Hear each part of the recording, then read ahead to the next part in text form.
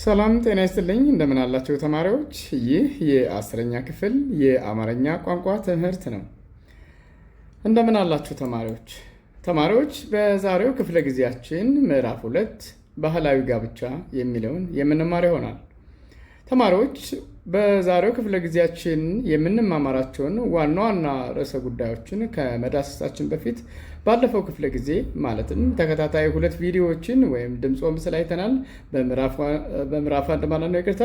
ምዕራፍ 2 ላይ ደግሞ ባህላዊ ጋብቻ የሚለውን እናያለን። ከዛ በፊት በሁለተኛው ድምጽ ወምስል በምዕራፍ 1 ማለት ነው ምን እንደተማርን ታስታውሳላችሁ? መልካም እንግዲህ ባለፈው ክፍለ ጊዜያችን በሁለተኛው ድምጽ ወምስል ወይም ቪዲዮ 2 ማለት ነው በምዕራፍ 2 ዋና ዋና ሐሳቦችን እንደው ለእናንተ ለማስታወስ ያክል በመጀመሪያ የቃላትን ፍች አይተናል። ቃላት እንግዲህ የተለያየ አውዳዊ ፍች ሊኖራቸው ይችላል። መደበኛ ፍች ይኖራቸዋል። እንዲሁም ይቅርታ እንዳጠቃቀማቸው ወይም አውዳዊ ፍች የሚለው ማለት ነው ይኖራቸዋል። በዚህም እንግዲህ መደበኛ ትርጉም ይኖራቸዋል። ያ ማለት መዝገበ ቃላት በማየት የምንረዳቸው ይሆናል ማለት ነው። እንግዲህ ከመዝገበ ቃላት የከሳቴ ብርሃንን መጽሐፍ ለማሳየት ሞክሬያለሁ። እሱን እንግዲህ አጋጣሚውን ካገኛችሁ በቤተ መጽሐፍት ወይም በሌላ አማራጭ ካገኛችሁ የምታነቡት ይሆናል። ሌላው ገላጭ ቃላት ምንድናቸው ወይም በእንግሊዝኛ ቋንቋው ዴስክሪፕቲቭ ወርድስ የምንላቸው ምንድናቸው እነሱን አይተናል። እንግዲህ የአንድን ሰው ለምሳሌ ቁመና፣ የአንድን ነገር ቀለም፣ የተለያዩ ቅርጾችን ገላጭ ቃላትን በመጠቀም ለአድማጭ ለጆሮ በሚስብ መልኩ እንዲሁም ምስል በሚከስት መልኩ ለሰዎች ልንገልጽ እንችላለን ማለት ነው። ስለዚህ አንድን ነገር ስንገልጽ ገላጭ ቃላቶች እጅግ በጣም ወሳኝ ናቸው። ምክንያቱም እኛ እያየነው እየዳሰስነው እስከሚመስለን ድረስ ቃላቱን በገላጭ መንገድ ማስቀመጥ እንችላለን ማለት ነው። ወይም ደግሞ የሚገለጠውን ነገር እጅግ በጣም አጫጭር የሆኑ በቀጥታ ሊያጎሉልን ይችላሉ ወይም ሊገልጹልን ይችላሉ የምንላቸውን ቃላቶች ልንጠቀም እንችላለን ማለት ነው። ከዛ በመቀጠል እንግዲህ ጥምር ቃላት ምንድናቸው የሚለውን አይተናል። ለምሳሌ ዓለም አቀፍ ጥምር ቃላት እንግዲህ ቃላቶች 2 ቃላቶች ለብቻቸው ሲቆሙ የተለያየ ትርጉም ይኖራቸዋል። አንድ ላይ ሲሆኑ ደግሞ ሌላ አዲስ ትርጉም ይፈጥራሉ ወይም ደግሞ የበለጠውን የመጀመሪያውን በሚያጎላ መልኩ ሊቀመጡ ይችላሉ። ዓለም አቀፍ የሚለውን ለምሳሌ ብንመለከት ሁለንተናዊ የሆነ ነገር ዓለም አቀፍ ልንል እንችላለን። ቤተ መጽሐፍት፣ ቤትና መጽሐፍት የተለያየ ትርጉም አላቸው። ቤት የምንኖርበት አጠቃላይ መጠለያ የሚሆን ነገር ነው። መጽሐፍት ደግሞ ሊነበቡ የሚችሉ ናቸው። ሁለቱ ግን አንድ ላይ ሲሆኑ የመጽሐፍ ቤት የሚል የበለጠ ሊያጎላ የሚችል ነገር ይሆናል ማለት ነው።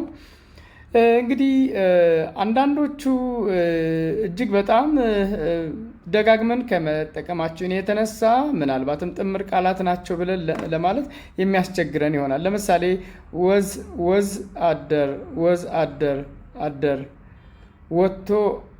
ወጥቶ አደር፣ እንደዚህ አይነቶቹ ወታደር፣ ወዛደር፣ በላቡ በወዙ የሚያድር ወዝ እና አደር፣ ወዛደር እንላለን። ይሄኛውን እዚህ ጋር ስክሪኑ ላይ እንደምትመለከቱት ይህንን ስጽፉት ወዛደር ይሆናል ማለት ነው። እና ቃላቶች አንዳንድ ጊዜ ስንጠቀማቸው ምን ሊሆኑ ይችላሉ?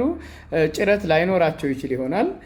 ስለዚህ እንዲህ እያልን ጭረቱን አስወግደን ልንጠቀም እንችላለን። አንዳንዶቹ ደግሞ ለምሳሌ ስነ ስርዓት የሚለውን ብንመለከት ብዙ ጊዜ ያለ ጭረት ነው፣ ግን ጭረት መጠቀም አለብን ማለት ነው።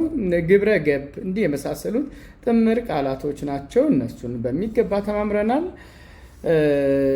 ሌላው እንግዲህ ስለ ቋንቋ ህልውናም በዛኛው ቪዲዮ አይተናል ማለት ነው። ስለዚህ ወደ ዛሬው ክፍለ ጊዜያችን ስንመለስ ተማሪዎች ባህላዊ ጋብቻ ምንድን ነው? የምዕራፉ አጠቃላይ ርዕስ ባህላዊ ጋብቻ ይሆናል። በዚህ ምዕራፍ ስር እንግዲህ በርካታ ዓላማዎች አሉ። የሌሎችን ንግግር በማዳመጥ ግብረ መልስ ትሰጣላችሁ፣ ክርክር ታደርጋላችሁ፣ የጽሑፍን ሀሳብ አገናዝባችሁ ታነባላችሁ። አገናዝቦ ማንበብ ምንድን ነው? እሱን እናያለን። የተለያዩ ስልቶችን በመጠቀም ሀሳባችሁን በጽሑፍ የምትገልጹ ይሆናል። እንግዲህ ከዚህ ምዕራፍ የሚጠበቀው ነው። ትምህርታዊና ቴክኒካዊ ቃላትን በጽሑፍና በንግግር ውስጥ ትጠቀማላችሁ። ቴክኒካዊና ትምህርታዊ ቃላትን ቴክኒካዊ ቃላት ምንድነው? ትምህርታዊ ቃላት ምንድነው? የብቻ ነጣጥለን የምናየው ይሆናል ማለት ነው። አስረጂ መጠይቃዊና ትእዛዛዊ አረፍተ ነገሮችን በጽሁፋችሁ ውስጥ ትጠቀማላችሁ። ይህ እንግዲህ የዚህ የምዕራፍ 2 አጠቃላይ ዓላማ ሲሆን ወደ መጀመሪያው ድምፅ ወምስል ወይም ደግሞ ቪዲዮ 1 ስንመጣ ማዳመጥ ይሆናል ማለት ነው። እንደተለመደው እንግዲህ ምንባብን አዳምጠን የመመለስ ክህሎታችን ወይም ደግሞ ስኪል የምንለው ሊዳብር ይገባል ማለት ነው። ምን ያክል ተረድተነዋል? ምን ያክል ስለ ሰዎች ማስተላለፍ እንችላለን? ጥያቄዎችንስ አዳምጠን መስራት እንችላለን? ይህ ክህሎት ነው ማለት ነው። አብራችሁኝ ቆዩ። የማቀርብላችሁ ተስፋዬ ነኝ። በቀጥታ ወደ መጀመሪያው የተቋረጠው ጋብቻ ይላል ማዳመጥ ላይ የምናየው ማለት ነው። ቀጥሎ የቀረቡትን ጥያቄዎች በቡድን እየተወያያችሁ የደረሳችሁበትን ሀሳብ ለክፍል ጓደኞቻችሁ በቃል አቅርቡ ይላል። ይሄ እንግዲህ ቅድመ ማዳመጥ ነው። ባህላዊ ጋብቻ ማለት ምን ማለት ነው? ጋብቻ ሊቋረጥባቸው የሚችሉ ነጥቦች ምን ናቸው? በእናንተ እንግዲህ በምታውቁት በጎረቤት ወይም እንደ ሀገር አጠቃላይ ሁለንተናዊ በሆነ ማህበረሰብ ውስጥ ጋብቻ በምን ሊቋረጥ ይችላል ወይም ፍቺ እንዴት ሊፈጠር ይችላል የሚለውን ነገር እስኪ ለጓደኞቻችሁ አወያዩዋቸው። ባህላዊ ጋብቻ ሲባል ለመሆኑ ዘመናዊ ጋብቻ እና ባህላዊ ምንድን ነው ልዩነታቸው? ባህላዊና ዘመናዊ ልዩነታቸው ምንድን ነው? ሁለቱም ጋብቻ ናቸው። ስለዚህ እነዚህን ማየት ተገቢ ይሆናል ማለት ነው። እንግዲህ እንደ ቃላት አጠቃቀም ወይም ደግሞ እንደ ሀሳብ ሁለቱን ነጣጥለን እናያለን ማለት ነው። የሚከተሉት ቃላትና ሀረጋት የተቋረጠው ጋብቻ በሚል ርዕስ ከቀረበ ምንባብ ውስጥ የወጡ ናቸው። ፍቾቻቸውን ለመምህራችሁ ተናገሩ። ነገረ ፈጅ ምን ማለት ነው? ነገረ ፈጅ ሲቃ፣ አምቻነት፣ መልከቀና የሚሉት እንግዲህ ከምንባቡ የወጡ ናቸው። እናንተ ግን እስኪ አስቀድማችሁ ተወያዩባቸው። 1 ደቂቃ ውሰዱና መልካም መምህራችሁ ከፍቅር እስከ መቃብር ረጅም ልብወለድ ውስጥ የተቋረጠው ጋብቻ በሚል የተቀነጨበ አንድ አጭር ጽሁፍ ሁልጊዜ ያነቡላችኋል። እናንተ ደግሞ ጽሁፉን በጥሞና አዳምጣችሁ ከታች ያሉትን ጥያቄዎች መልሱ። በምታዳምጡበት ጊዜ ፍቻቸውን የማታውቋቸው አዳዲስ ቃላት ሲገጥሟችሁ ማስታወሻ መያዝን አትዘንጉ ይላል። እንግዲህ ፍቅር እስከ መቃብር ያለ በጣም ኢትዮጵያ ውስጥ እንግዲህ በጣም ጥሩ ከሆኑ ልቦለዶች ወይም ደግሞ ለሌሎቹ ምሳሌ ሊሆኑ የሚችሉ ዘመን ተሻጋሪ ከሆኑ ልቦለዶች አንዱ ፍቅር እስከ መቃብር ነው። ፍቅር እስከ መቃብር ደራሲ ሐዲስ ዓለማየሁ ነው የደረሰው። እንግዲህ ብዙ ጊዜ በትረካ እንሰማዋለን ማለት ነው። ትረካውን ደግሞ ወጋየሁ ንጋቱ ይተርከዋል ማለት ነው። እሱን እስኪ ቀንጨብ አድርጌ ላሰማችሁ እናንተም እንድታነቡት ኦዲዮን እንድታገኙት። የተቋረጠው ጋብቻ የሚለውን እንኳ አሁን ዲቴይል ባንሄድ እሱን እስኪ ትንሽ ልጋብዛችሁ ከድምፁ። መልካም እንግዲህ በትረካ መልክ ነው። እስኪ መጀመሪያውን አዳምጡትና እናያለን። የመጀመሪያውን የፍቅር እስከ መቃብርን ትረካ መግቢያ አካባቢ ነው። ድምፁን እንስማና ወደ ዋና ጉዳያችን እንገባለን ማለት ነው።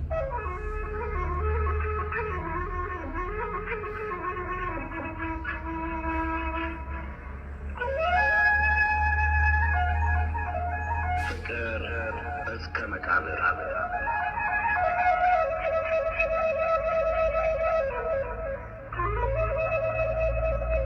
ደራሲ ሐዲስ ዓለማየሁ።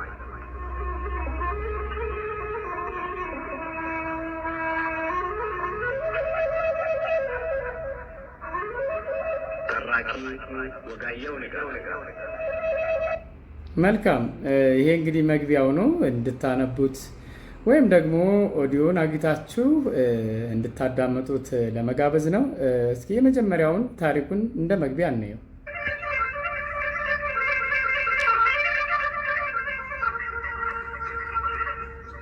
ጎጃም ዳሞት አውራጃ ውስጥ መንኩሳ በምትባል ሀገር ቦጋለ መብራቱ የሚባሉ ብዙ ዘመን በብቸኛነት የሚኖሩ ሰው ነበሩ።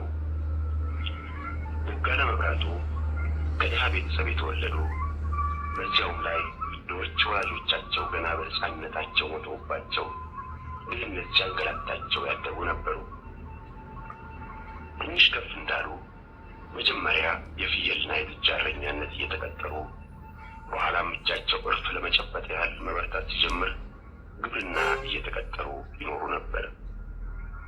በዚህ ሁኔታ እኩል ዕድሜያቸውን ካሳለፉና የምሽት ማግባት ፍላጎታቸው እየተቀነሰ ከሄደ በኋላ በጎልማሳነታቸው ጉልበታም ወዲያውም ጤናማ በመሆናቸው መልካም እንግዲህ እናንተ ትጨርሱታላችሁ። ፍቅር እስከ መቃብር ረጅም ልቦለድ ነው። ረጅም ከሚባሉት ልቦለዶች አንዱ ነው ማለት ነው። ጋበዝኳችሁ። እንግዲህ በድምፅ ወደ 30 የሚሆኑ ክፍሎች አሉት። በስልካችሁ በማንኛውም ነገር ማዳመጥ ይቻላል። መጽሐፉን ደግሞ ማንበብ ይቻላል ማለት ነው። የተቋረጠው ጋብቻ የሚለውም እዛ እንግዲህ ታገኙታላችሁ። አዳምጦ መረዳት ጥያቄዎች የፊት አውራሪ አሰጌንና የሰብለ ወንጌልን ጋብቻ ደስ ብሏቸው የተቀበሉትን ሰዎች ዘርዝሩ ይላል። እዚህ ጋ እንግዲህ ከአዳምጦ ከመረዳት በኋላ የሚመጣ ነው። ለማንኛውም ግን ተቀንጭቦ ያለውን ምንባብ የተቋረጠው ጋብቻ የሚለውን እናያለን ማለት ነው። ዝግጁ ናችሁ ለማዳመጥ? ዝግጁ ናችሁ? መልካም። አሁን ምንባቡን አነብላችኋለሁ። የተቋረጠው ጋብቻ። ለመሆኑ አንተ ፊት አውራሪ አሰጌን ለምን እንዲጠላሃቸው እባክህ አሉ ፊት አውራሪ እየሳቁ። ለሰብለ ባልነታቸውን አማችነታቸውን አልወድም እንጂ በሌላው ሁሉ አልጠላቸውም። አማችነቱስ ቢሆን ከጨዋ ልጅነቱ ሌላ መልካም ባለጋሻ ነው። ለምን ይጠላል? አሉ ፊት አውራሪ በትካዜ መልክ። ለመሆኑ የእሳቸውንና የሰብለ ወንጌልን ጋብቻ ከእርሶ ከጥሩዬ በቀር ደስ ብሎት እየተቀበለው ሰው ኖረዋል? በእናንተ ይቅርና በእኛ ዘመዶች ያልፈረደ ሰው በሀገር ይገኛል። መቅረቱ በእጀ ብቻ አሉ ቀኛዝማች አካሉ። የፊት አውራሪ ዘመድና ነገረ ፈጅ መልሱን ከባራምባራስ አፍ ነጥቀው ለምን እባክህ አሉ ፊት አውራሪ። የፊት አውራሪ ዘመድና ነገረ ፈጅ። ለመሆኑ ነገረ ፈጅ ምንድን ነው? ስንቱን ልቁጠርሎ? ከሁሉ አስቀድሞ በዕድሜ የሰብለ ወንጌል አቻዋ አይደለም። መቼም አገር ጉድ ያለ ለዚህ ነው። ቀኝ አዝማች አካሉ የፊት አውራሪ አሰጌ አምቻነት የማይወደድበትን ምክንያት ለመዘርዘር ሲቃጡ ፊት አውራሪ መሸሻ ፊታቸውን ወደ ሌላ ዘወር አደረጉ። ከላይ ከተነበበላችሁ ታሪክ ምን አዳመጣችሁ? መልሱ በየተራ ለመምህራችሁ ተናገሩ። ከዚህ ቀጥሎ ደግሞ የሚቀርበውን ምን የሚነግረን ይመስላችኋል? እንግዲህ እናንተ ፊት አውራሪ ለምን እንደሚጠሉ በእድሜ እንደሚበልጧት ያ ማለት ፊት አውራሪ አሰጌ ማለት ነው። እንግዲህ ፍቅር እስከ መቃብር በዋናነት ስለ ሰብለ ወንጌልና በዛብህ የሚያትት ነው። ሁለት ወጣቶች እስከ መጨረሻው ድረስ እስከ መቃብር ድረስ እየተዋደዱ የሚጨርስ ነው። በዛ ደግሞ ስርዓት ወግ አጥባቂ የሆኑ ፊት አውራሪ መሸሻ የተባሉ ዋና ገጸ ባህሪ ያሉ፣ ሌሎች ደግሞ በዙሪያቸው ያሉ ሰዎች ይኖራሉ እና የእሳቸውን ልጅ ለማግባት እንግዲህ ፊት አውራሪ አሰጌ የተባለው ሰው የነሱን ልጅ ጠይቋል ማለት ነው። እሱ ነው እንግዲህ ፊት አውራሪ መሸሻ ወይም አባት የሰብለ ወንጌል አባት ማለት ነው። ከዘመድ አዝማድ ጋር እየመከሩ ያሉት ይህንን ነው። በእርሳቸውና በወይዘሮ ጥሩ አይነት መካከል የነበረው እድሜ ልዩነት በርከት ያለ ስለነበረ የእድሜ ነገር ሲነሳ ወደ እሳቸውና ወደ ሚስታቸው የእድሜ ልዩነት እንዳያመራ እየፈሩ ሁልጊዜ መሸሽ ይወዳሉ። ያ ማለት ፊት አውራሪ መሸሻ እና እሜቴ ጥሩ ወርቅ ወይም ባለቤታቸው በእድሜ በጣም ይበላለጣሉ አሉ ወይዘሮ ጥሩ አይነት አቋርጠው የባላቸውን ሁኔታ ሳይመለከቱ። የእድሜ ልዩነት ቁም ነገር ያለው አይምሰሉ። በጌታዬና በእኔ መካከል የ27 ዓመት ልዩነት አለ። ይሁን እንጂ ልጅ እንዳንወልድና ይህንን ያክል ዘመን ደስ ብሎን አብረን እንዳንኖር አልከለከለንም አሉ ፊት አውራሪ መሸሻም ቀጠል አድርገው አዎ 27 ዓመት ልዩነት አሉ። የፍየል ቀንዶቻቸው ከመቀጽበት ግራና ቀኝ በግንባራቸው ገትረው ሲቃ እንደያዘው ፈረስ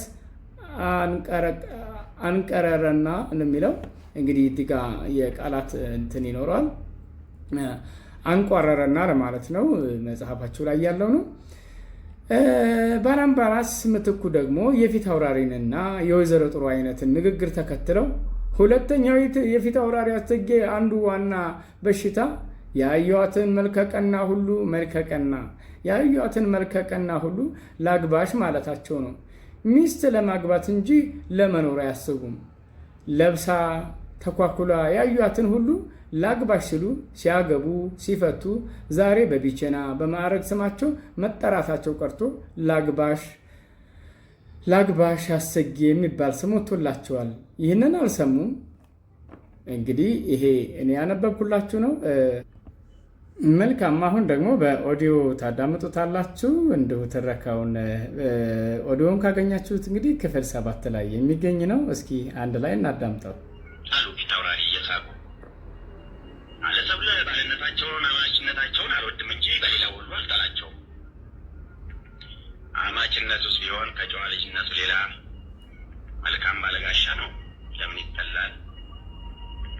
አሉ ፊት አውራሪ በትካዜ መልክ።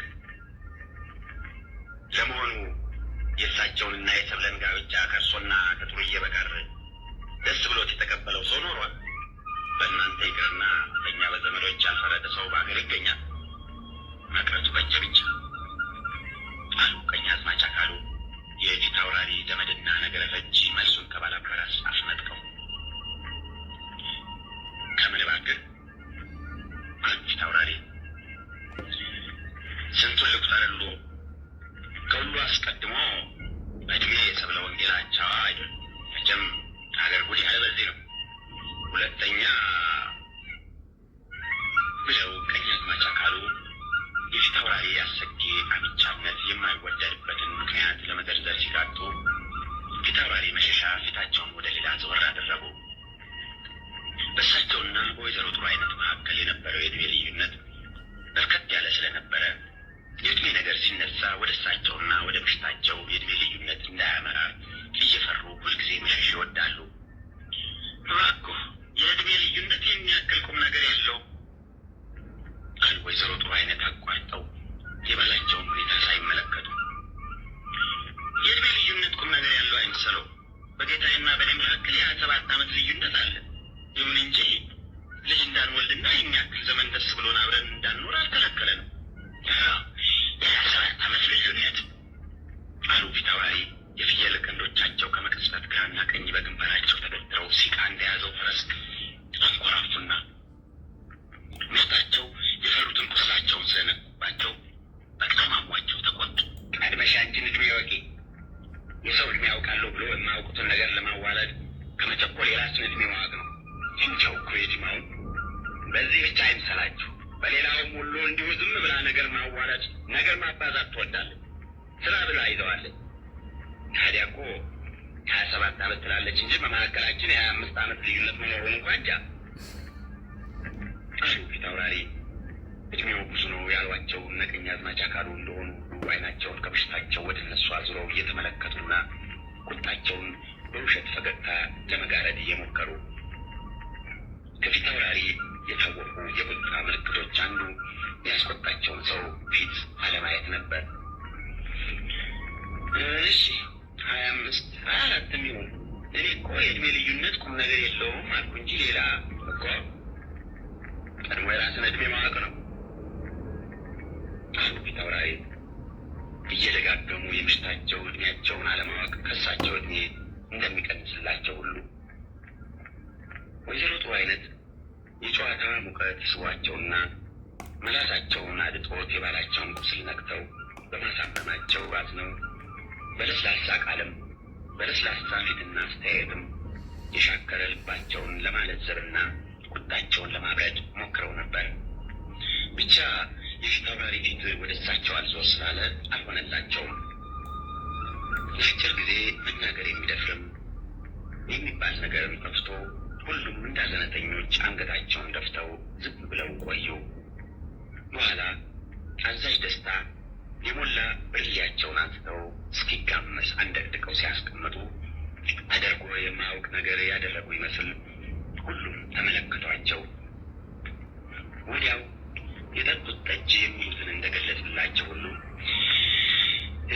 እሺ ቀኛዝማች፣ የፊታውራሪ አሰጌ አምቻነት የሚጠላበትን ምክንያት ልትነግረን ጀምረህ ነበር። አንዱን ነግረናል፣ በሌላውን ቀጥል አሉ አዛዥ። የአዝማች አካሉን ፈገግ ብለው እያዩ የአዛዥ ደስታ ዓላማ ያን በቤተ ዘመድ ላይ ያንዣበበውን ከባድ የቅርታ ዝምታ ለማስወገድና የእድሜ ልዩነት ሳይነሳ ሌላ ነገር አምጥቶ ቶሎ እንዲረሳ ለማድረግ ነበር። ነገር ግን አባ ሞገሴ የአዛዥ ሀሳብ ሳይገባቸውና እዚያ የተሰበሰቡትን ሁሉ መላስ በያፍ ውስጥ ዘግቶ የቆየ የእድሜ ነገር መሆኑን ረስተው እንደገና ወደ እሱ ተመለሱ።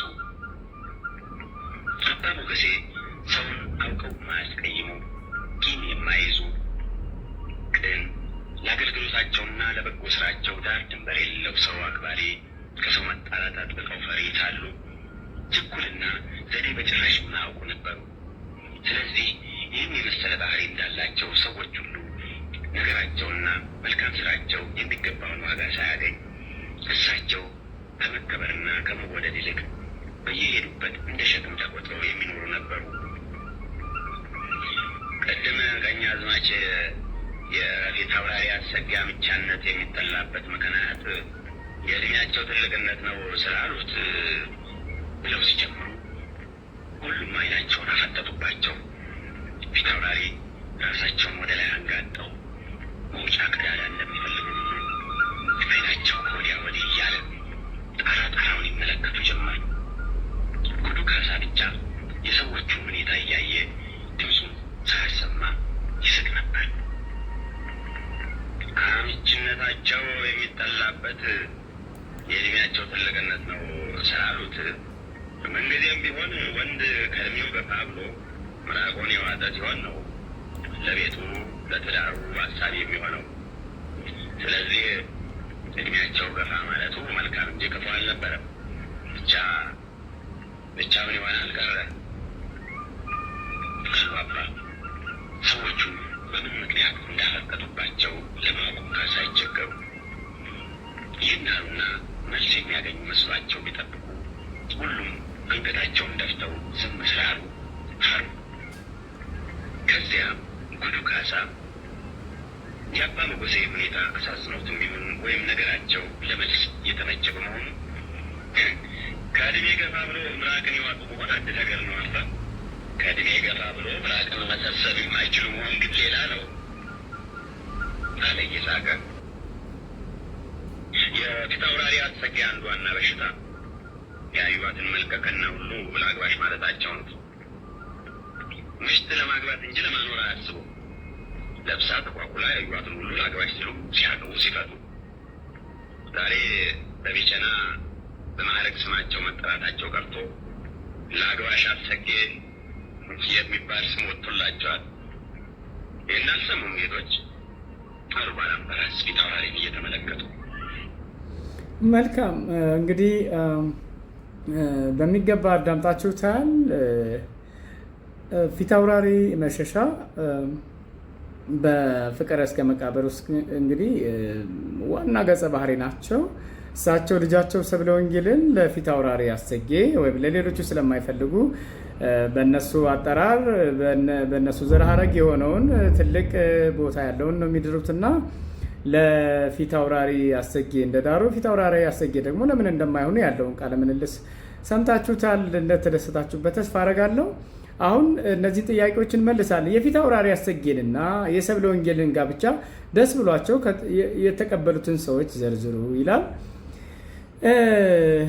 እንግዲህ ከተቀበሉት ቤተሰቦቹ ወይም ራሳቸው ፊታውራሪና ወይዘሮ ጥሩ አይነት ናቸው። ሌሎቹ ብዙም ደስተኛ አይደሉም። ጋብቻ የተቋረጠባቸው ምክንያቶች በቃል ግለጹ ይላል። እንግዲህ ጋብቻ የተቋረጠው በሁለት አይነት መንገድ ነው እንደሰማችሁት። የመጀመሪያው ያዩዋትን ሁሉ ላግባሽ የሚሉ እንደሆኑ፣ ሁለተኛው ደግሞ በእድሜ ትልቅ በመሆኗ፣ ሌላው ደግሞ ምንባቡ ላይ ያልተገለጸ ነገር ግን እንድታነቡት ነው እየጋበዝኳቸው ያለሁት። ምንባቡ ላይ ያልተገለጸም ጥያቄውን እዚህ ጋር ስለተጠየቀ ብቻ እመልስላችኋለሁ። ፊታውራሪ አሰጌ ብዙ እያገቡ ስለፈቱ ፈት ሁና ወይም አግብታ የፈታች በሚል እንዲያገቧት በልጃገረድ ስም ሳይሆን እንደዛ ሁና እንድታገባ ነበር ጥያቄ ያቀረቡት። ያ ነው አንዱ ያስቆጣቸው። ባህላዊ ጋብቻ ማለት ምን ማለት ነው? ከቤተሰቦቻችሁ ወይም አካባቢያችሁ ከሚያውቁት ሰዎች ጠይቃችሁ መምጣት ያገኛችሁትን መልስ ለክፍል ጓደኞቻችሁ አብራሩ ይላል። ምንድን ነው ልዩነቱ? እሱን ባህላዊ ጋብቻ ማለት እንግዲህ የአንድን አካባቢ ወግ ባህል በአንጸባረቀ መልኩ የሚደረግ ነው። ያ ማለት ልጅህን ለልጄ ወይም ልጅሽን ለልጄ የሚል አይነት ያለው እንደየአካባቢው ደግሞ የተለያየ ለምሳሌ ጥሎሽ ሊሆን ይችላል፣ የሽማግሌዎች ሊሆን ይችላል። ወይም አንዳንዴ ደግሞ በጎ ጎን እንዳለው ሁሉ መጥፎ ጎን ደግሞ ያለ ዕድሜ ጋብቻ እንዳለው ከዚህ ከጽሁፉ እንደተረዳችሁት እሱ ባህላዊ ጋብቻ ነው የሚባለው። የባህላዊ ጋብቻ ተጽዕኖ ከወንዶችና ከሴቶች በየትኞቹ ላይ ጎልቶ ይታያል ይላል። በሴቶች ላይ ጎልቶ የታየ ነው። ምክንያቱም ወሊድ አለ፣ ብዙ ነገር አለ የምታውቁት። ባህላዊ ጋብቻ ከጥቅምና ጉዳቱ የትኛው ይበልጣል? እንግዲህ አብዛኛውን ጊዜ ያው ጉዳቱ ነው የሚያመዝነው። አርበኝነት የሚገልጸው በጦርነትና አርበኝነትን የሚገልጸው በጦርነት በመሳተፍ ወይስ በሌላ ጉዳይ ይላል። እንግዲህ አርበኝነት የግዴታ በጦርነት ብቻ ላይሆን ይችላል። እነዚህን ከምንባቡ የወሰዳችሁት ነው። መልካም፣ ወደ ቃላቶቹ እንመለሳለን። ቃላቶቹን የመጀመሪያው ነገረ ፈጅ የሚለውን እናያለን። በመሆኑም ነገረ ፈጅ ማለት ነገረ ፈጃቸውን ይላል። ነገረ ፈጅ በዚህ ትርጉም ጠበቃ ወይም ወኪል እንደማለት ነው። ነገራችንን ሁሉ አጠቃላይ የሚመለከተውን ጉዳይ የሚይዝልን ሰው ነው። ጠበቃ ወይም ደግሞ ወኪል እንደማለት ነው። ወኪል አንድ ነገር ወክሎ ወይም ቤተሰብን ወክሎ ሊከራከርልን፣ ነገራችንን ሊያውቅልን ወይም ለእኛ ጠበቃ የሚሆንበት መንገድ ነገረ ፈጅ ይባላል። ሲቃ ማለት ምን ማለት ነው? ሲቃ እየተናነቃቸው አንኮራፉ ይላል። የእድሜ ነገር ሲነሳ ፊት አውራሪ መሸሻ እና ሲቃ እልህ ኃይል ማለት ነው። ሲቃ ማለት እልህ እንደማለት ነው።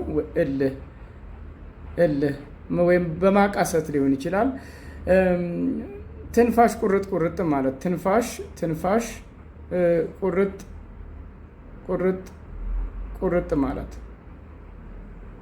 ማለት ይሄ ምንድን ነው? ሲቃ ነው። ሲቃ ተናነቅ፣ እንባ የሚተናነቀው ለምሳሌ እንባ ሊሆን ይችላል። አልሸነፍም ባይ የተለያየ ትርጉም አለው። አልሸነፍም ባይ ምን ተብሎ ይጠራል ማለት ነው? ሲቃ እንላለን። አንኮራፋ እንግዲህ ስንተኛ ወይም ስንጨናነቅ የምናሰማው ድምፅ ነው። አምቻነት ልጅን ያገባው ሰው አማች ነው የሚባለው። አማት ለእኛ አምቻ ብለን እንጠራዋል። ለምሳሌ እኛ ልጃችንን ለሌላው ሰው ብንድር አምቻችን ነው የምንለው ማለት ነው። ወይም የዳረው ሰው የልጅቱ ወይም የልጁ ባል አምቻ ተብሎ ይጠራል። አማት ማለት የሚስት ወይም የባል ቤተሰቦች ደግሞ አማት ተብሎ ይጠራሉ ማለት ነው። ይህንን በደንብ እዩት።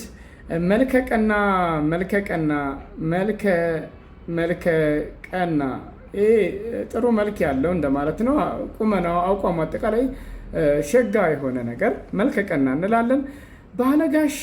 ባለጋሻ ስንል እንግዲህ ወታደራዊ ባለጋሻ ነው። ባለጋሻ ስንል ለወታደር የተሰጠ መሬት ይሆናል። በዚህ ትርጉሙ የተለያየ ትርጉም አለው ብያቸዋለሁ። ቃላት ባለጋሻ ስንል የመሬት ይዞታ እንደማለት ነው። የመሬት ይዞታ እንደማለት ነው። የመሬት ይዞታ ተብሎ ይጠራል። ባለጋሻ ተብሎ ይጠራል ማለት ነው።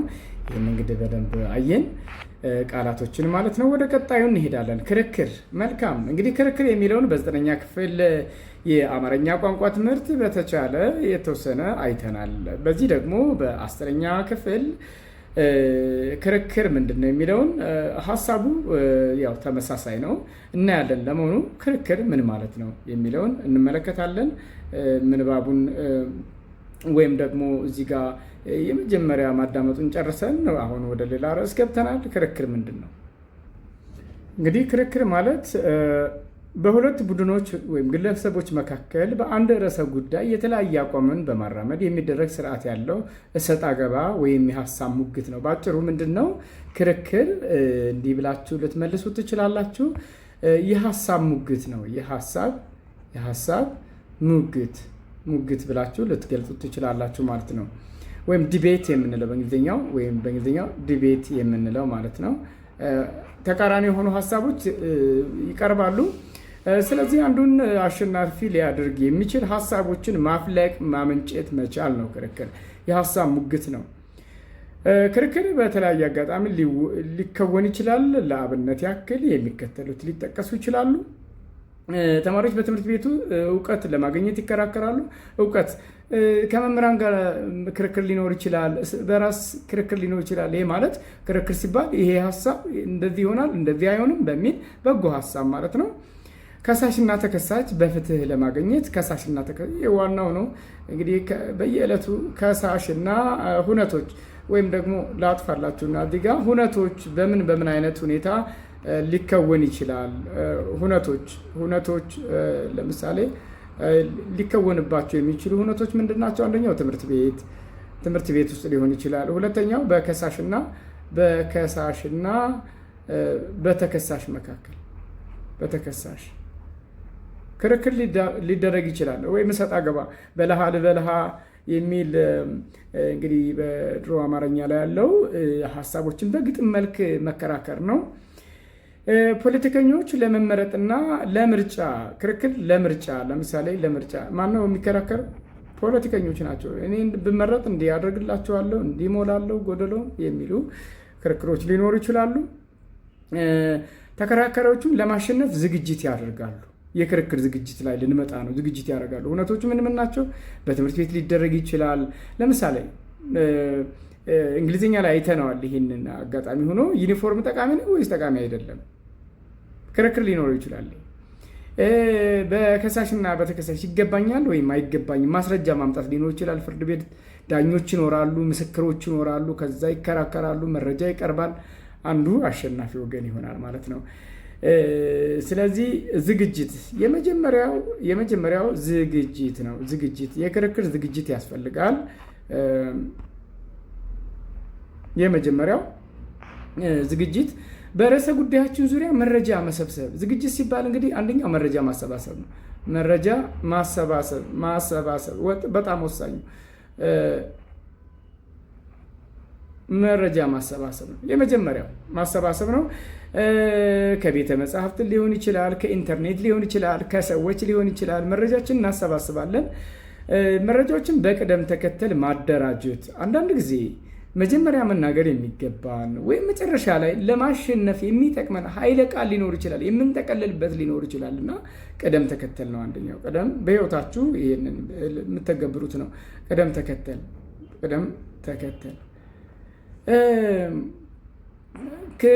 ክርክሩን ከማቅረባችን በፊት ልምምድ። ይሄ መጀመሪያው እዚህ ጋር ልምምድ ነው። ልምምድ በጣም ወሳኙ ነገር ይሄ ነው። ልምምድ። ሌላው ወደ ክርክር ከመግባታችን በፊት አለባበሳችን፣ ንጽህናችን እንዲሁም የአሸናፊነት ስነ ልቦና እችላለሁ፣ አሸንፋለሁ ማለት መቻል አለብን። ስለዚህ እነዚህ ዝግጅት ናቸው። ወደ ቀጣዩ እንለፍ። ቀጣዩስ ምንድን ነው? ይህንን እንግዲህ እንደው በጣም አስምሩበት። የአሸናፊነት ስነ ልቦና መያዝ። ስነ ልቦና ይህ በጣም ወሳኙ ነገር ነው። አቀራረብ። አሁን ሁለተኛው ላይ ደረስን። አቀራረብ። ይሄ አቀራረብ ላይ ስንመጣ ምንድን ነው የመጀመሪያው? አድማጭን ማመስገን፣ የመከራከሪያ ራሳችንን ማስተዋወቅ። የመጀመሪያው እንግዲህ ራሳችንን ማስተዋወቅ አለብን አይደለ? ስለዚህ ማመስገን፣ እድሉ ስለተሰጠኝ እናንተ ፊት ቁሜ እንዲህ ብለን ማመስገን፣ ምስጋና። የመጀመሪያው ምስጋና። ከዛ በኋላ ርዕስ፣ ማንነትንና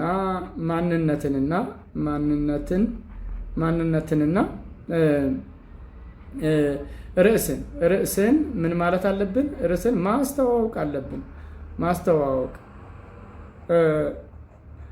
ምናልባት ቴሌቪዥን የምትከታተሉ ከሆነ ይረዳችሁ ዘንድ በቅርብ ጊዜ ድረስ አልፎ አልፎ የሚታይ ሀበጋር የሚል ቴሌቪዥን ስርጭት አርትስ ቴሌቪዥን ይመስለኛል። እሱን ልታዩት ትችላላችሁ።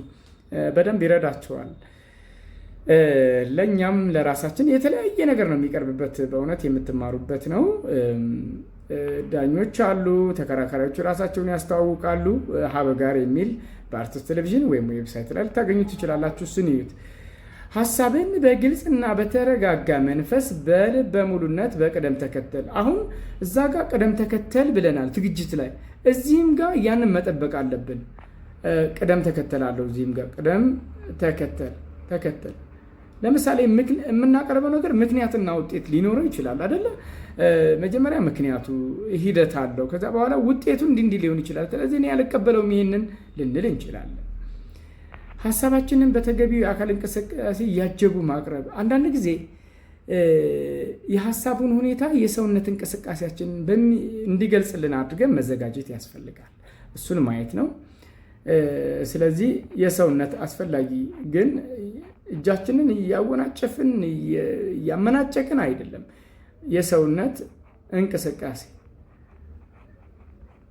እንቅስቃሴ ያ ማለት ተገቢ የሆነ ነው፣ ሙያዊ የሆነ እንጂ ሂዶ ወደዛ አይነት ነገር እጃችን የምናወናጭፍ ከሆነ አስቸጋሪ ነው። ለክርክር ጊዜ የተሰጠን ጊዜ ማክበር ጊዜ በጣም ወሳኝ ነው። ጊዜ ማክበር። ለምሳሌ 2 ደቂቃ ከተሰጠን ከዛ በላይ ከሄድን እንደውም ዳኛው ሊያስቆመን ይችላል። ስለዚህ ያ ማለት 2 ጉዳት አለው። የመጀመሪያው ሀሳብን አልጨረስም፣ ሁለተኛው ሰዓቱንም አላከበር ነው። ያ ማለት አንዱ የክርክሩ አካል ነው አለማክበራችን። ሁለተኛው ደግሞ የሚብሰው ነገር ሀሳቡን አልጨረስንም ማለት ነው። ከርዕስ አለመውጣት፣ የማይገናኝ ነገር አንዳንዴ ከርዕስ አለመውጣት።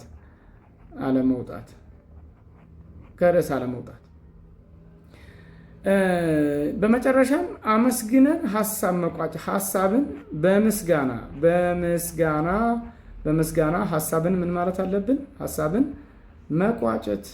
መቋጨት በጣም ወሳኝ ነገር ነው። መቋጨት አለብን።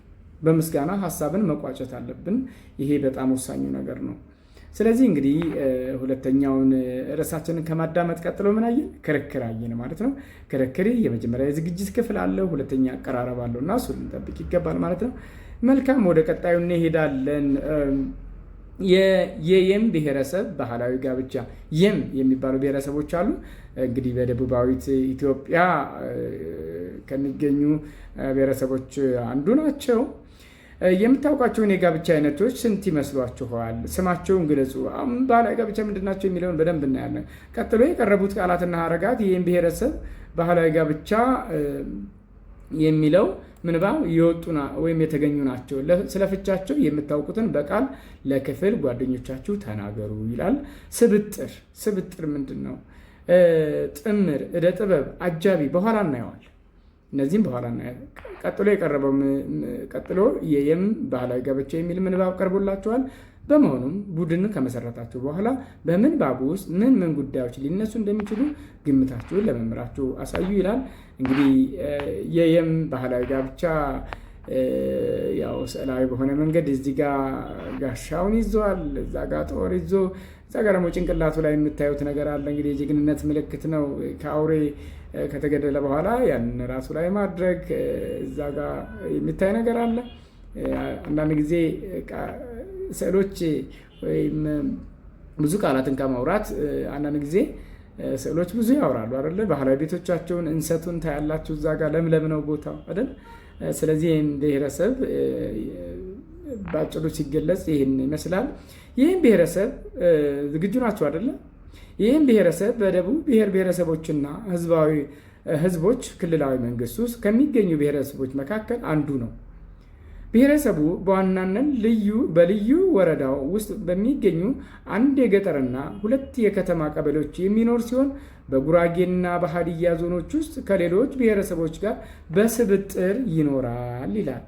በስብጥር ይኖራል። ለመሆኑ ስብጥር ምንድን ነው? በጉራጌና በሀዲያ ዞኖች ውስጥ ከሌሎች ብሔረሰቦች ጋር በስብጥር ይኖራል። እንግዲህ በልዩ ወረዳው በአንድ ገጠርና በሁለት የከተማ ቀበሌዎች የሚኖር ሲሆን በጉራጌና በሀዲያ ዞኖች ውስጥ ከሌሎች ብሔረሰቦች ጋር በስብጥር ይኖራል። ግልጽ ነው አይደል? ስብጥር በኋላ እናየዋለን። ምን እንደተረዳችሁ ጠይቃለሁ። ዝግጁ ናቸው ለመመለስ? መልካም። ከዚህ በተጨማሪ በርካታ የብሔረሰቡ አባላት በኦሮሚያ ክልል በጅማ ዞን ውስጥም ይኖራሉ። የብሔረሰቡ ዋነኛ የኢኮኖሚ መሰረት ጥምር ግብርና ሲሆን እንሰት፣ ገብስ፣ ስንዴ፣ ጤፍ፣ በቆሎ፣ ባቄላ፣ አተር እንዲህ እያለ እንግዲህ ይዘረዝራቸዋል። ተጠቃሾች ናቸው። ከእርሻ ስራው ጎን ለጎን የከብት እርባታ እና የእደ ጥበብ ይላል። እዚህ ጋር እደ ጥበብ የከብት እርባታና የእደ ጥበብ ስራ ይላል። እደ ጥበብ ምንድን ነው?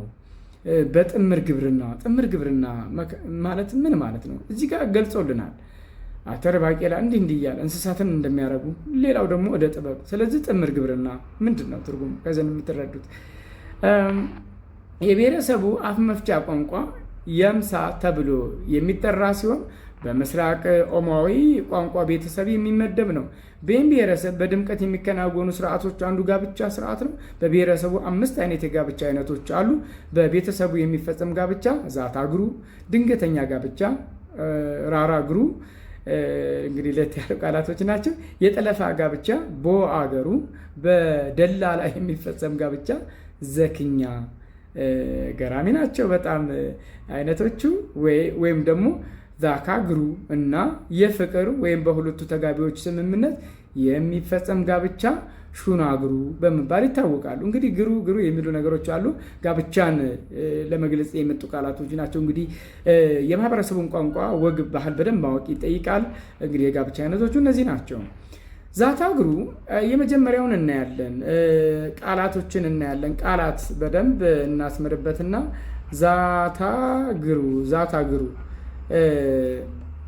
ዛታግሩ ሁለቱ ተጋባዮች ሳይተዋወቁ በወላጆቻቸው መልካም ፈቃድ ወይም ስምምነት የሚፈጸም የጋብቻ አይነት ነው። ራግሩ ደግሞ ይሄኛው በወላጅ መልካም ፈቃድ ብቻ መልካም ፍቃድ ብቻ ነው የሚፈጸመው። ልጆቹ አይተዋወቁም። አብዛኛው የሀገራችን ጋብቻ ወደ ኋላ ስንመለስ ይህም ብቻ አይደለም አይደል? እንግዲህ አያቶቻችንን ምናልባት እናትና አባት ወደኋላ ቼክ ሲደረግ ብዙ ጊዜ ልጆች ላይተዋወቁ ይችላሉ። ራግሩ ደግሞ ራራግሩ ይሄ ምንድን ነው? ራራግሩ ሳይታሰብ በድንገት የሚፈጸም ጋብቻ ሲሆን ልጆቹም ሆነ የልጅቷ ወላጆች ስለ ጋብቻው አንዳች እውቀት ሳይኖራቸው ወይም ሳይሰሙ አግቢው ጎረምሳ ከቤቱ ደግርሶ ፈረሱን ጭኖና አጃቢ አስከትሎ ሽማግሌ በመያዝ በድንገት ወደ ልጅቷ ቤት ሄዶ የሚፈጸም ጋብቻ ነው ማለት ነው። እንዲህ አይነቱ ጋብቻ ይሄ ድንገተኛ ራራግሩ ድንገተኛ ነው። እንግዲህ ልጆችን ማያውቁም ወላጅ ማያውቅ ድንገት ጎረምሳ ነው እንግዲህ እንደዚህ አይነት ሽማግሌ ይዞ የሚመጣው። እንዲህ አይነቱ ጋብቻ ተቀባይነት ባያገኝም እንኳ የሚከፈለው የጥሎሽ መጠን ከተለመደው መጠን ከፍ ይላል። ዛካግሩ በሶስተኛ ወገን ዛካግሩ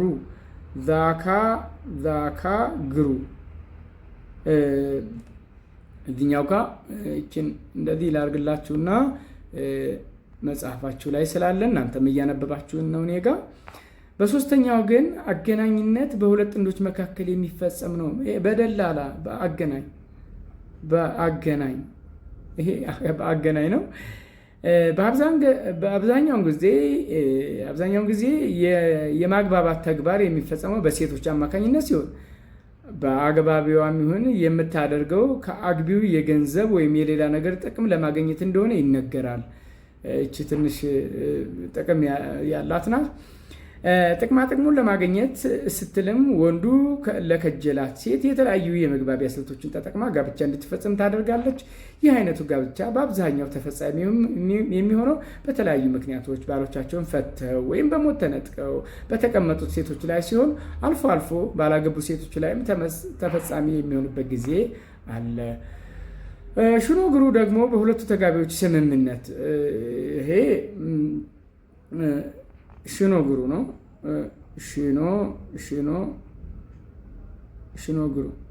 ሽኖግሩ ይሄ በሁለቱ ተጋቢዎች መካከል በሁለቱ መልካም ፈቃድ በመግባባት በተጋቢዎች ይሄ በተጋቢዎች የሚፈጸም ነው። ልጅቷ ይሄኛው ምንድነው? ሁለት ወጣቶች ከወላጆቻቸው እውቅና ውጭ በድብቅ ፍቅር ጀምረው በድንገት ልጅቷ ከጸነሰች ሁለቱ ጥንዶች በአንድ ላይ ለመኖር ሲሉ የሚፈጽሙ ጋብቻ ነው። ከላይ ከተጠቀሱት የጋብቻ አይነቶች መካከል ከተወሰኑት በስተቀር አብዛኛዎቹ በአሁኑ ወቅት ተግባራዊ ሲደረጉ አይስተዋልም። ብሔረሰቡ የጋብቻ እድሜ ለሴት ልጅ 18 ዓመት ሲሆን ለወንድ ልጅ ደግሞ ስንት ነው?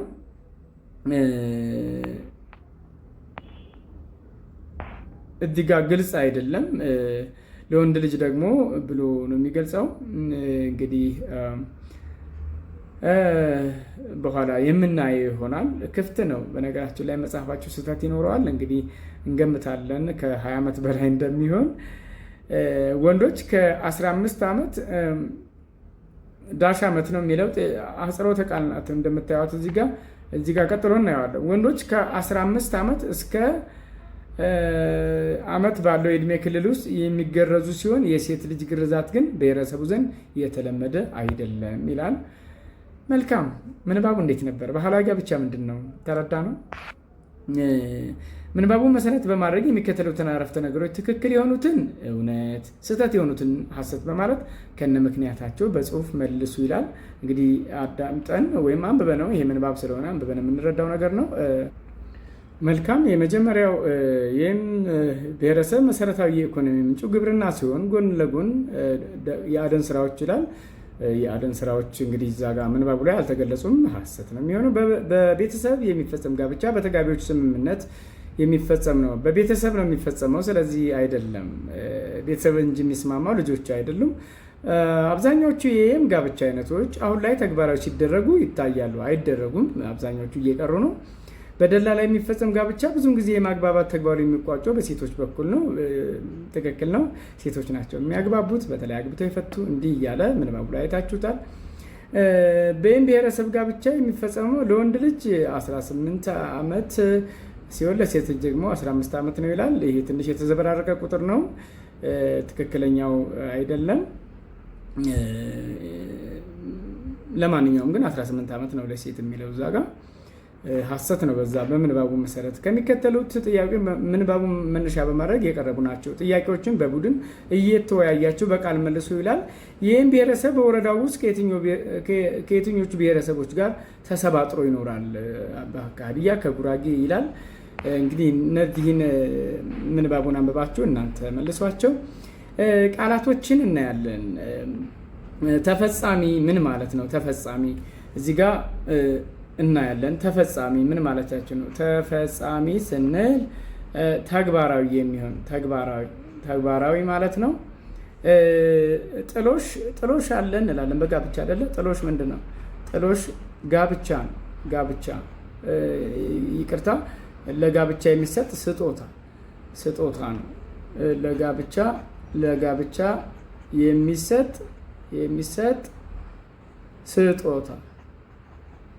ስጦታ ነው። ስልት ዘዴ ነው። ስልት ምንድን ነው? ዘዴ። ሌላው ከጅሏታል ወይም ከጀለ ስንል ምን ማለት ነው? ፈለገ ማለት ነው። ከጀለ ፈለገ የሚል ይሆናል። ደላላ ስንል ያው ይታወቃል። የደላላ ስራው ያው ማገናኘት አይደል? አገናኝ እንደማለት ነው። አገናኝ ይሆናል ማለት ነው። እነዚህ እንግዲህ ከምንባቡ የወጡ ናቸው። እዚህ ጋር አጃቢ አንድን ሰው በዙሪያው የሚንከባከብ ነው። አጃቢ እደ ጥበብ ማለት እድ ማለት በግዕዙ እድ ማለት እጅ ነው አይደለ? በእጅ የሚሰሩ ጥበብ፣ በእጅ የሚሰሩ ነገሮች ማለት ነው። ጥምር ማለት ሁለት ሶስት የሆኑ ነገሮች አንድ ላይ የያዘ ነገር ጥምር እንላለን። ጥምር ግብርና ሲሆን እዚህ ጋር ከስሙ እንደምትረዱት ሁለት አይነት ሶስት አይነት ነገሮችን የያዘ ነው ማለት ነው። በስብጥር ማለት ተቀላቅሎ አንድ ላይ እንደማለት ነው። በስብጥር ማለት እነዚህ እንግዲህ ከምንባቡ የወጡ ቃላት ናቸው። እንግዲህ ሰሌም ብሔረሰብ ጋብቻ ጥሩ ነገር እንዳያችሁ እንደተረዳችሁ ተስፋ አደርጋለሁ። በተመሳሳይ ሀሳቡን በራሳችሁ መንገድ ስለ ጋብቻ ስለ ምንባቡ እስኪ ለሌሎች ግለጹላቸው። ይህን ያነበባችሁትን ታሪክ አሁን ሰሌም በሌላ ጊዜ አትረሱትም አይደለ? ለሌሎች ሰው የተረዳነውን ብንተርክ ሰሌም ብሔረሰብ አንድ ነገር አገኘን አይደለ? ምናልባት ባህሉን ከኛ መካከል ባህሉን የሚያውቀው ወይም የሚኖርበት ሊኖር ይችላል። ከሌለ ደግሞ በሚገባው መንገድ እነዚህ ነገሮች ልንተርክልን ትችላለን። መልካም እንግዲህ በተማሪዎች የዛሬው ክፍለ ጊዜያችን በዚህ ሊጠናቀቅ ማጠቃለያ ይቀረናል። የመጀመሪያው እንግዲህ አዳምጦ መረዳት ወይም ደግሞ በተለይ ስለ ፍቅር እስከ መቃብር ተቀንጭቦ ስለመጣው ማዳመጡ በቀጥታ ፍቅር እስከ መቃብርን አስደምጫችኋለሁ። እኔም አንብቤላችኋለሁ። እሱን መጽሐፍ እንደምታነቡት እምነቴ ነው፣ ወይም እንደምትሰሙት አሁን ዘመኑ ስለሚመች። ሁለተኛው ክርክር ምንድን ነው የሚለውን አይተናል። ሌላው ደግሞ ምንባብ አይተናል። ከምንባቡ የሚወጡ ቃላት ትርጉሞችን አይተናል ማለት ነው። ስለዚህ እነዚህ ነገሮች በደንብ መላልሳችሁ አንብቧቸው። ይህን ይመስላል የዛሬው ክፍለ ጊዜያችን። ተማሪዎች በቀጣይ ክፍለ ጊዜ እስከምንገናኝ በሰላም ቆዩ።